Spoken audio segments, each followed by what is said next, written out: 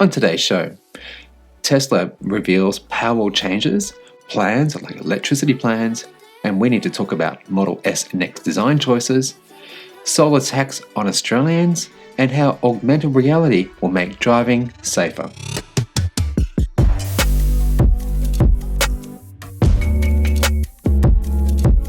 G'day, my name's Chris and I cover everything from renewables, electric vehicles and more from an Australian perspective. If you're new to the channel, subscribe. It does help the channel. If you want to take it to the next level, join these awesome individuals over here on Patreon from as little as $2.50 per month. You get early access to news, polls, behind the scenes, and more stuff that you just don't get here, including Discord perks. And today I've actually got, just hang on a second. Right now, there's some viewers out there who are a little confused. It's like, Chris, you were just in a studio and now you're in a Tesla Model 3? Yeah, I am. And look, with thanks to Tesla Taxi Australia, this Model 3 could be yours for 3 days or 7 days if you want to maybe use Tim's Model 3. And with thanks to Tesla Taxi Australia and Tim, this car is actually available for 3 days for like $550 or for 7 days for $1,150. Just use this code down beneath here, follow the link, and yeah, hook yourself up, because I get it that sometimes you're just not very sure perhaps if electric cars are for you, or you've been thinking, I like the Model 3 but I've tried this and I've tried that and those test drives just haven't been long enough. Well, this is an opportunity for you to actually give it a long-term fit. Was it like charging? Was it like supercharging? Which I'm doing right now. It's really fun, it's really exciting, and yeah, it's an opportunity to actually experience firsthand what living with an EV is really like. So yeah, check it out down below, and well, thanks to Tesla Taxi Australia and Tim. Today's news show is definitely going to be a little bit about Powerwall, okay? And they're all very much interrelated, so let's get into it.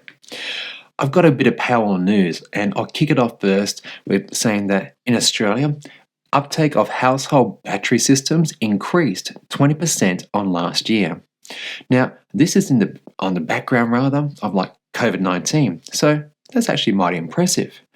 In an article by the Sydney Morning Herald, links below guys, installers reported 31,000 new batteries across Australia in 2020, taking our nation's total of like small scale batteries, they obviously store power from the sun, to 110,000. That's a pretty impressive number.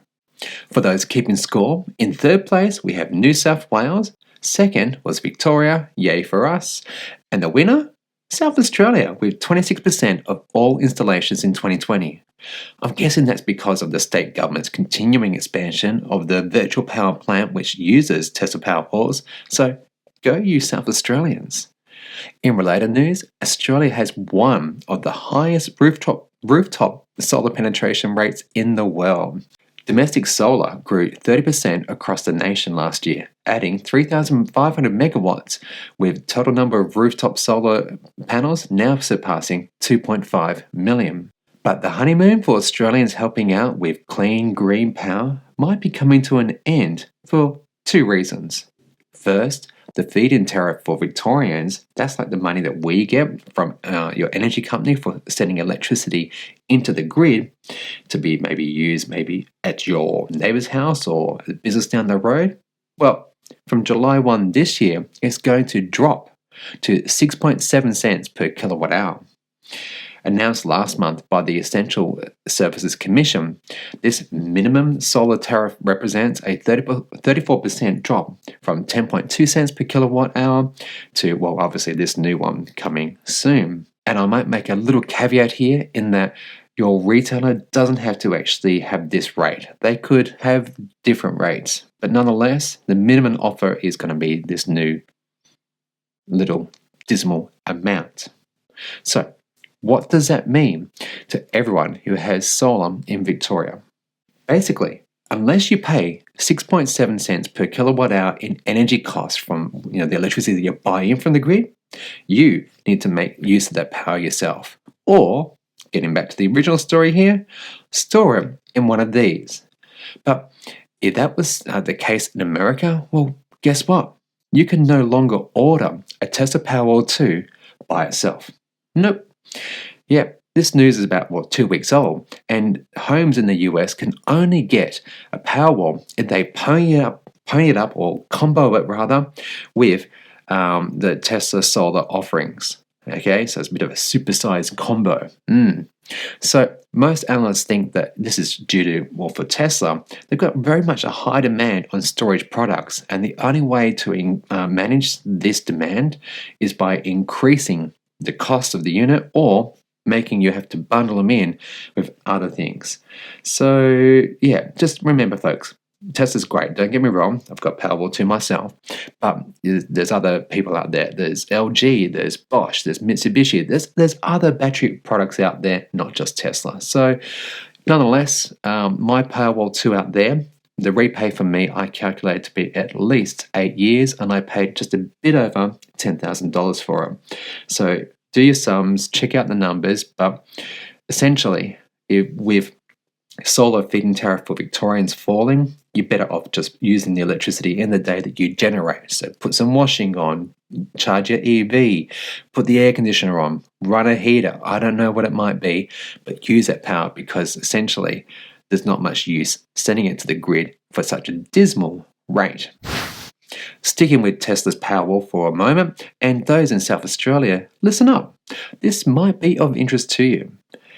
Tesla and Energy Locals, as a company, they've launched a new battery-based retail energy plan by offering a $2,000 discount on the retail price of Powerwall 2s, as well as access to a time-of-use power pricing of $220 a year in grid support credits. Yeah, I said that correctly, definitely. This is great news because if you are a new customer and haven't accessed other state grants for like solar or batteries, you can get this $2,000 discount in addition to the state government's rebate of $2,700. And following the last 6 months with 2 Powerwall price increases in Australia, this is not bad. It will make the Powerwall 2 roughly about $10,000, which, crikey, is quite expensive. And well, you got to factor on top of that, by the way, about another $2,000 in installation costs. But nonetheless, it makes it reasonably attractive, and by my sums, would mean that the repay would be in about 10 years. For customers who sign up on this plan, there's the usual quid pro quo and so forth. So being part of South Australia's virtual power plant will mean that your Powerwall might be cycled up to 50 discharges per year, and that it will always maintain a minimum reserve of 20%. That's so that if the Australian Energy Market Operator, or AEMO, actually demand from it to support the grid in some way or another. It's great tech, and it's good to see that, Tesla and other retailers are creating these programs out there that incentivize people to actually get one of these batteries, because energy independence does change your perspective on how you use energy and how you're actually going to plan your day. Yeah, basically. Last week, myself and many others were getting upset by this bloke. His name?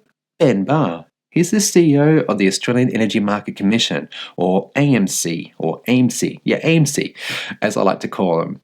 And these guys, they're the rule makers for the Australian electricity and gas market, and they provide development and policy advice to governments. So when they announce a tax on small-scale solar, that's basically home solar, ladies and gentlemen, millions, and I do mean millions of Australians, sit up and pay attention. So what's got everyone's knickers in a knot? AMC has proposed a new charge of 2 cents per kilowatt hour for energy exports in the middle of the day. Capped at a maximum of $100 a year, this solar tax for exporting solar power to the grid is controversial because AMC believes that this will help reduce traffic jams on the grid and allow networks to tailor their own pricing mechanisms to ensure the investment in parts of the grid where it's needed. Now, can I pause for a second? This seems very much like it's not my problem, it's your problem. My inverter works with local power supplies. It synchronizes and it sends out power to be used, again, somewhere out there in the greater wide world. And this helps saturate the Australian marketplace with renewable, clean, green power, which is a good thing. But I get it. Sometimes the wind just blows too much or the sun is too bright and energy operators don't have anywhere to put it. Or do they?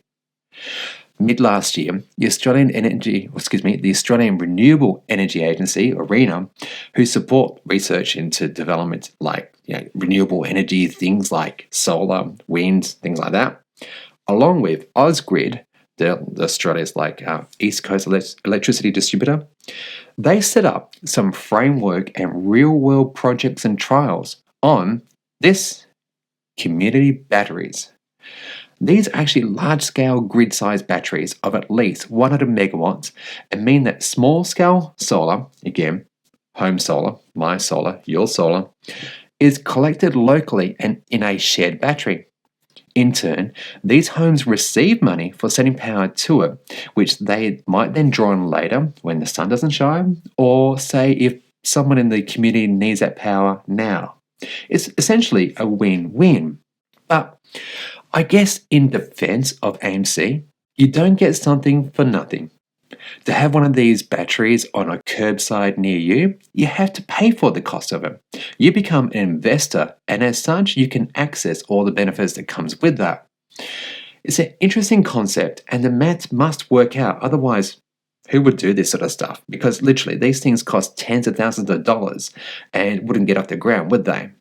So, returning to the topic of charging homeowners for a solar feed-in tariff, a solar tax. I'll call it a solar tax. It seems a little on the nose, as local generators were helping to decrease coal and gas power plant use, and by extension, were helping to clean the air and decrease Australia's emissions. Yet, AMC wants to allow electricity retailers the ability to charge small guys for something that is a commercial problem. Get the idea again? It's not my problem. I think it's their problem. Looking to Australia as a whole, Tasmania is the only place right now that actually is putting out more renewable energy than they can actually consume. 105% by last news time I reported it on about a month ago. So they export clean green power interstate, and Australia's grid is all the better for it. But conversely, overall, the Australian grid right now is essentially still 70% fossil fuel based. We've got work to do, and taxing the small guys for the bigger problem here, I don't think is the answer.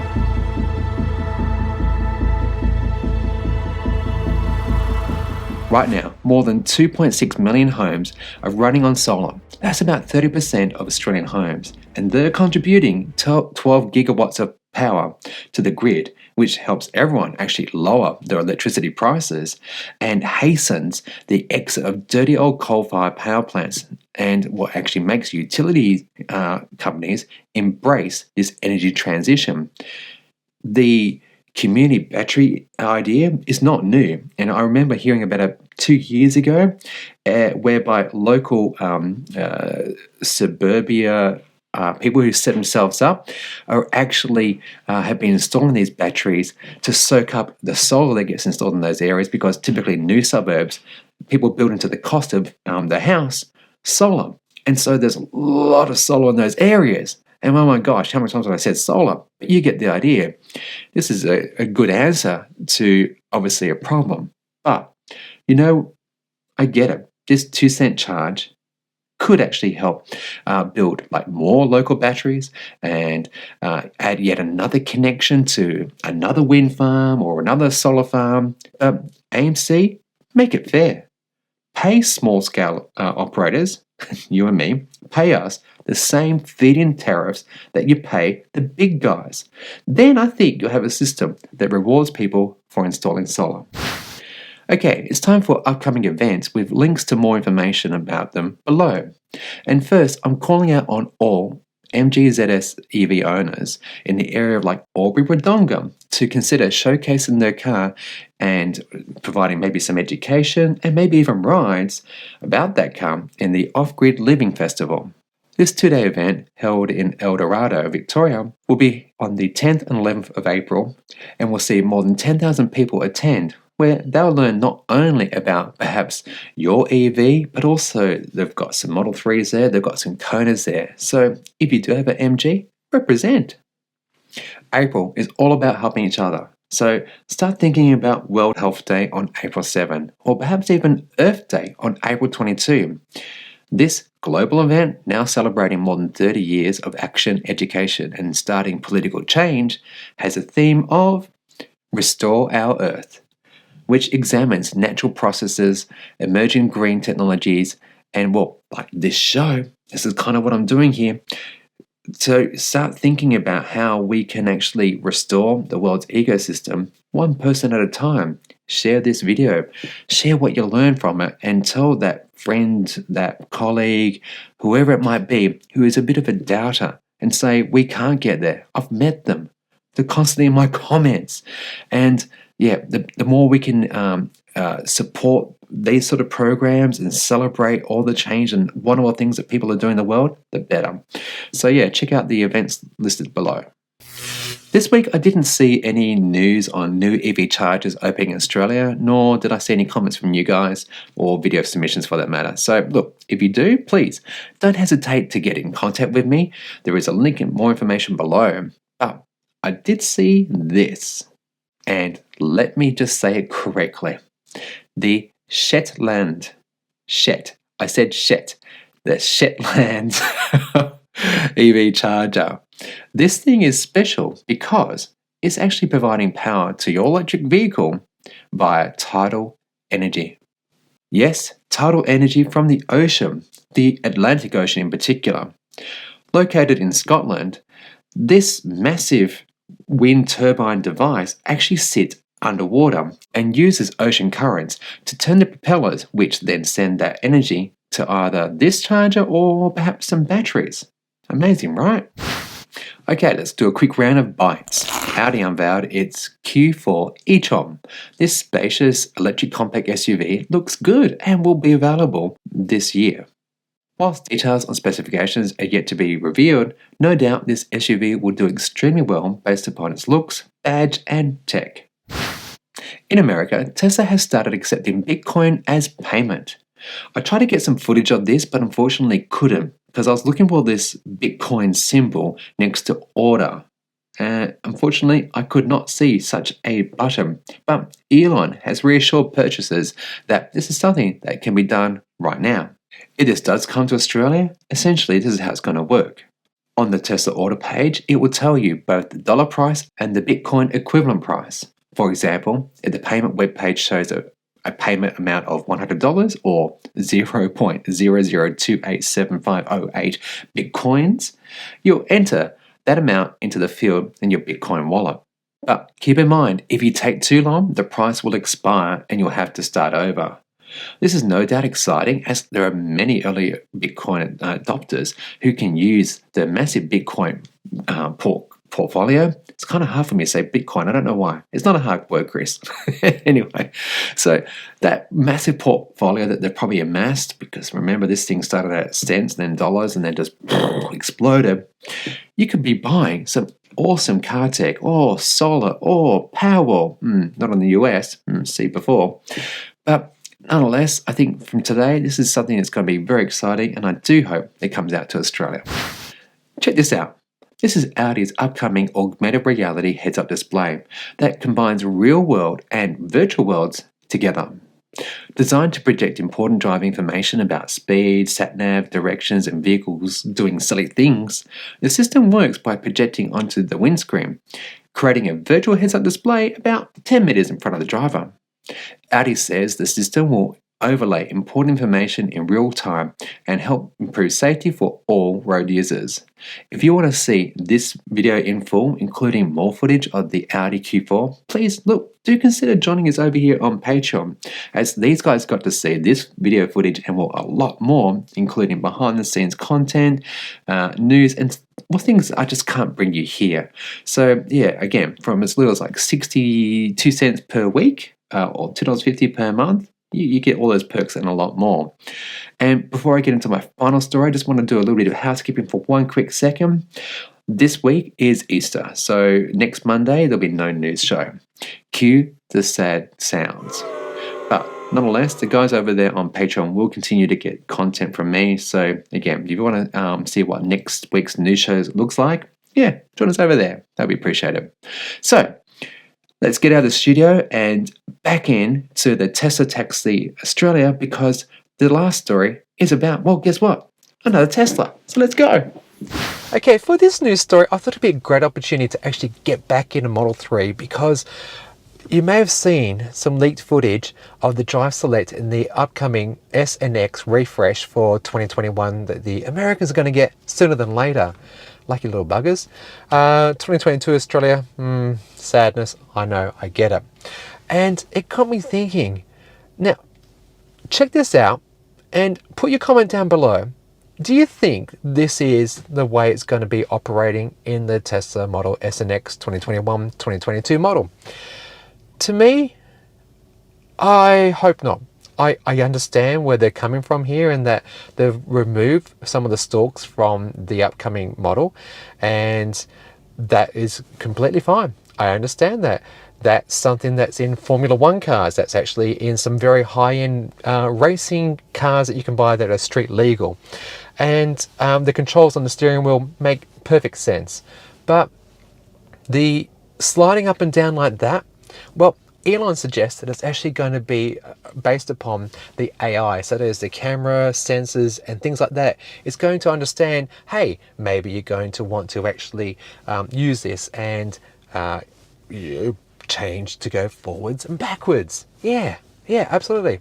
But that's very heavily dependent upon the situation. And I think a good example where it won't work too well and it's very clunky is in a typical 3-point turn. You get to one of those very narrow streets and you need to turn around the car, and you're doing a bit of left, reverse back, a bit more right, reverse back. You get the idea. And it just reminds me of this scene in Austin Powers where he's stuck in the hallway and he's trying to turn it around. Could you imagine sliding your finger up and down on this edge of the screen, where currently in the Model 3 you can see where the selector is, so you can see kind of where they're going here. I think it's a bad idea. I have seen some comments online suggesting it is on the wheel, Chris. It is on the wheel. But when we zoom in on those pictures, and here they are right now, you can see there's actually like indicators left and right, a horn, there's the push to talk button, and there's a few others. And I can't see the Drive Select on there. And correct me if I'm wrong, I hope I'm wrong. I really do hope I'm wrong, because I think on the screen is not a good idea. And I love how in the Tesla Model 3, I'm not too sure on the S and X, I've only ever been in them, like yonks ago. Just pressing it downwards to drive and up to go reverse, and to push it in to go park, it's done like that. And it's well executed, it's well implemented, it's well thought out. But that screen isn't. So, hey, I could be wrong. This is Tesla after all, and they really are the pioneers around screens. Let's face it, look at this screen. This thing's amazing. Who would have thought that this would be, I think, where car makers are going? And guess what? They are. And this was what people were used to originally, and then we started moving towards traditional interiors, like for instance, button switches, dials, knobs, you name it. People would be barking at it and they'd be going, I don't like change, Chris. All those switches and knob dials are pathetic, they're stupid. It should be on a screen like it is. And yeah, change is difficult. Not everyone gets it. But I like to think I'm actually very much hip and cool, and I like utility. I like function. And that sliding up and down, that ain't it. That is not it. So yeah, let me know your thoughts. Put them down below. I'd like to hear from you. And if you enjoy this episode, you know what you can do? Subscribe. It would really help the channel. It honestly does. Put me a comment, as I said. Share this on your socials. Give us a like. Turn notifications on. And importantly, to help keep this channel going, join us over here, wherever it may be, on Patreon, where you can actually get early access to news, polls, stuff that you just don't get here. And as per usual, you be good and you be green.